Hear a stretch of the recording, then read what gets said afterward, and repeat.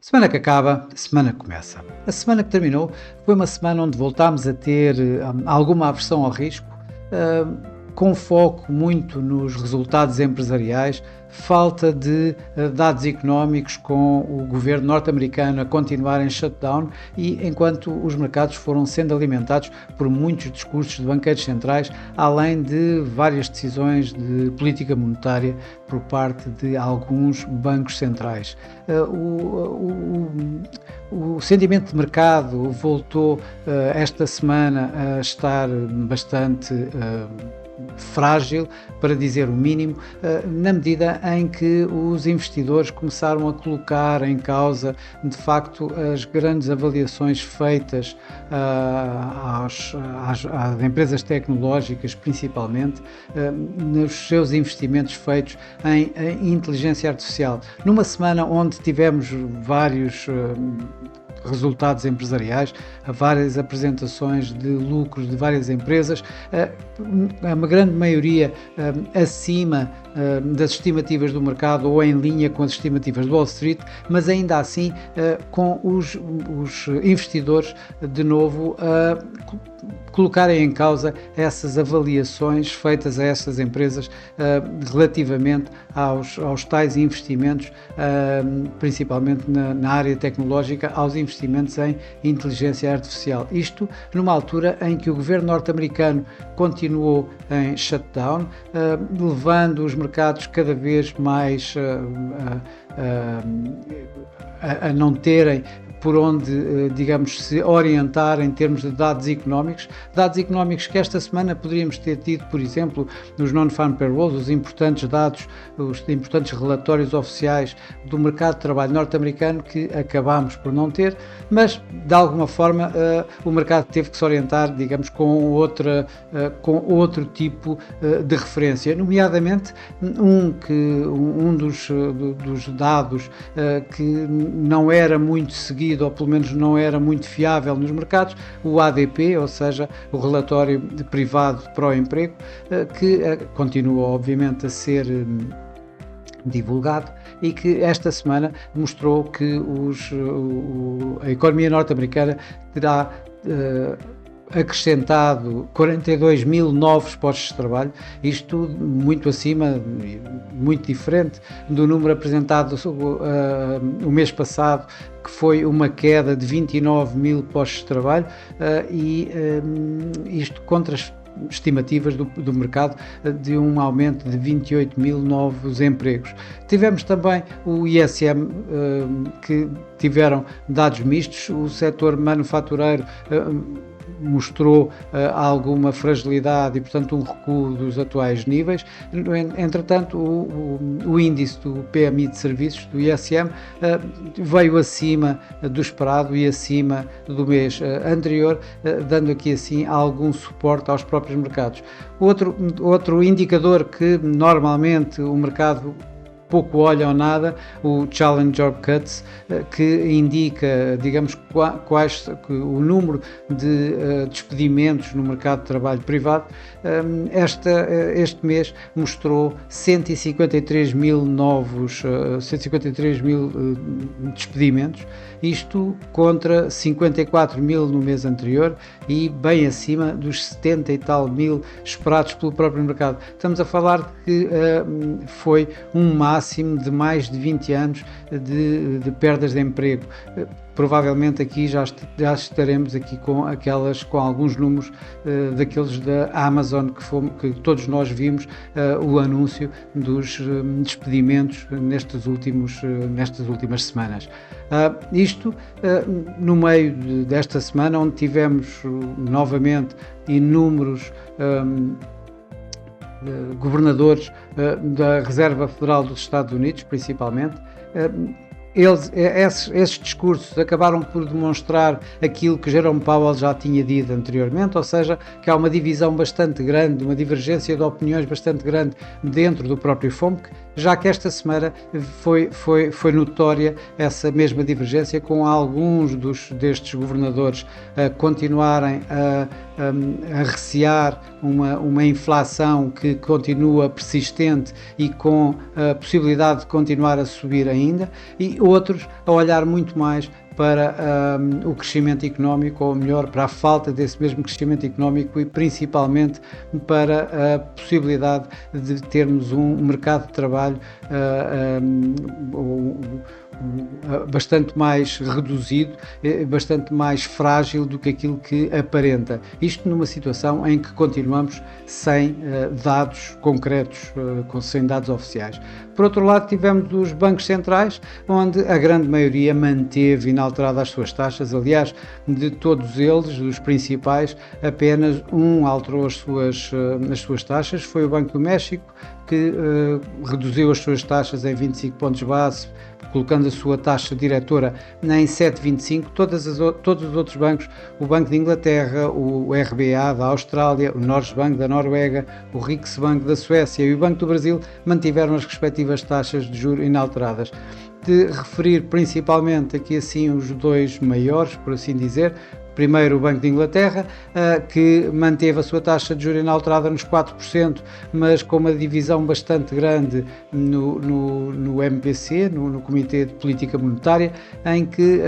foi o voto de Andrew Bailey, do governador, que definiu, digamos, a manutenção das taxas. Portanto, aqui assim um teor bastante mais dovish neste próprio Banco de Inglaterra. Por outro lado, o RBA, na Austrália, continuou preocupado, digamos, com a situação da inflação e, portanto, a possibilidade de manter durante bastante mais tempo a sua taxa de juros nos tais 3,60. No mercado acionista,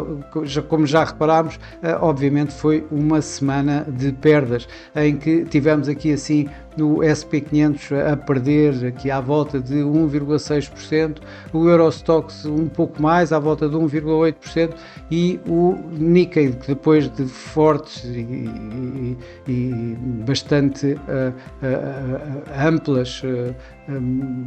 valorizações que teve nas últimas semanas, nos últimos meses, eu diria mesmo, acabou esta semana por perder aqui assim um pouco mais de 4%. Por cá, por Portugal, o PSI perdeu esta semana cerca de um pouco abaixo dos 3%, 2,85%, com pressões com a EDP, que foi uma das cotadas que mais caiu durante esta semana, aqui com quase 10%, e por outro lado a REN, a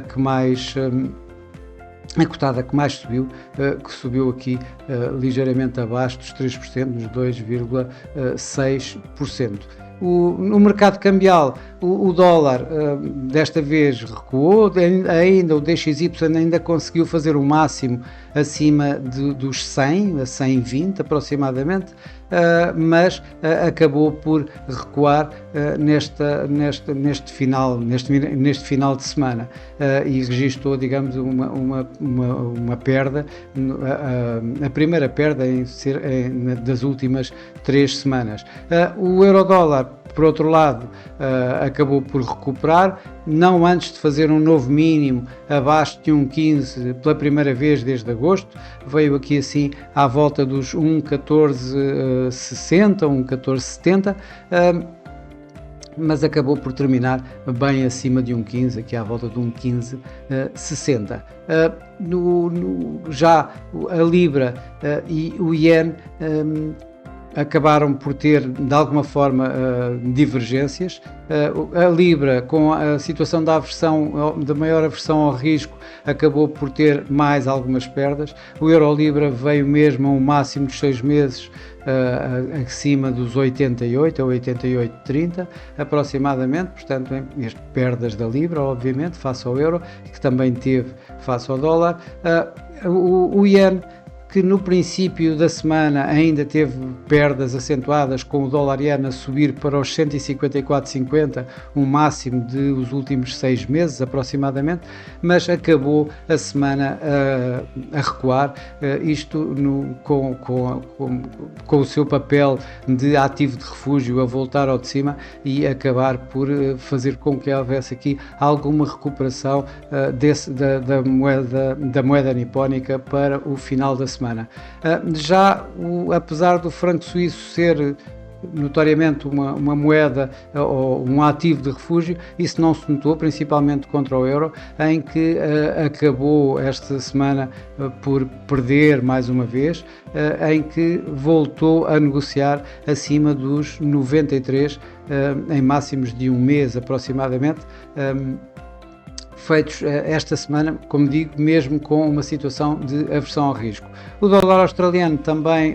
teve algumas perdas, mesmo com o seu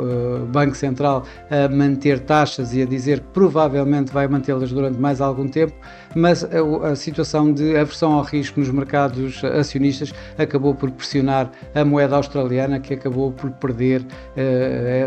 esta semana cerca de uma figura, ou seja, dos níveis de abertura em torno de 65,60, acabou por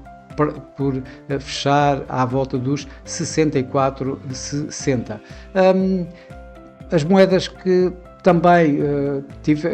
sofreram alguma pressão foram as coroas tanto norueguesa como a coroa sueca, isto quando os seus bancos centrais mantiveram inalteradas as suas políticas monetárias, mas de facto a situação da aversão ao risco nos mercados acionistas acabou por pressionar estas moedas, que acabaram a semana também elas em perda. A destacar nas moedas emergentes e a destacar pela positiva, temos tanto o real brasileiro como o peso mexicano. O real brasileiro, que viu o seu Banco Central manter inalteradas as suas taxas, mas a 15%, e o Banco do México e o peso mexicano, que viu o seu Banco Central, o Banco do México, cortar a sua taxa de 7,5% para 7,25%. Ainda assim, ambas as divisas ganharam aqui entre 0,6% e 0,8% face ao dólar. No mercado de commodities também tivemos aqui assim alguma divergência entre o ouro e o petróleo. O ouro, que no princípio da semana recuou bastante, com um mercado ainda bastante pouco volátil e com as expectativas de subidas de taxa de, ou melhor, de não cortes de taxa de juros por parte da Fed a manterem-se, acabou por dar algumas perdas ao ouro, mas acabou esse mesmo ouro por recuperar como ativo de refúgio que é, numa altura em que os mercados estavam de novo a negociar em aversão ao risco. Já os preços do petróleo tiveram, digamos, um sentido único praticamente durante esta semana, em queda, isto quando na semana passada, no domingo anterior, no domingo da semana passada, a OPEP+, numa reunião virtual, numa reunião não presencial, acabaram por concordar com mais um aumento da produção em dezembro de cerca de 137 mil barris por dia de aumento de produção e apontaram para uma pausa nestes aumentos de produção para o próximo ano, já de 2026. Bom, se houve uma reação, a primeira de aumento na produção, por outro lado, que já por si pressiona, digamos, o preço do petróleo. Por outro lado, a situação de manter inalterados, de pausar, de interromper este ciclo, por assim dizer, de aumentos da produção, deu a entender ao mercado que a própria OPEP já está a projetar, digamos, um excesso na própria oferta e, portanto, os mercados anteciparam e voltaram digamos, a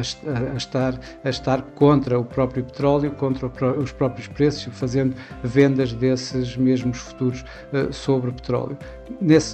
O ouro ganhou cerca de 0,3%, portanto um ganho marginal durante esta semana, já os preços do petróleo caíram cerca de 2%. Ora, a semana que vai começar poderá ser uma semana tranquila, ou seja, o governo norte-americano continua em shutdown, a época de resultados cada vez está mais perto do fim e resultados e dados económicos vão ser bastante escassos. O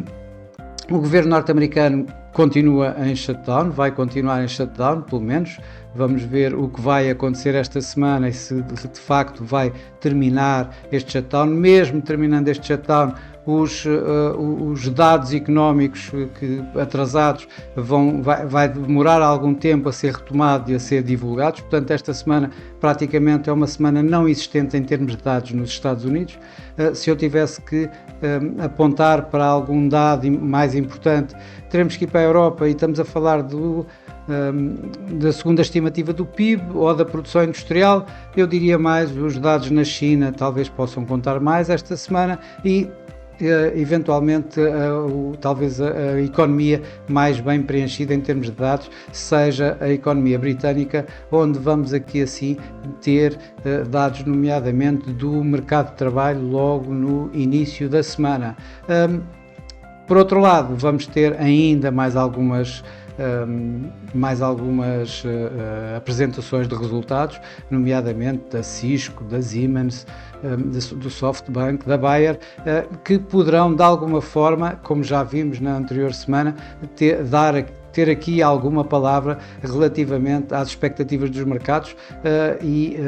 orientando de alguma forma,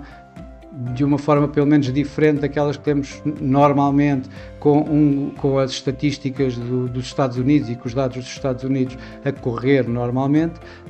já que o mercado pouco mais tem do que este tipo de informações para se ir orientando durante toda esta semana. Bom, e para hoje é tudo. Desejo a todos uma boa semana, bons negócios e eu por mim estarei por cá daqui a uma semana para mais uma semana que acaba, semana que começa. Até lá!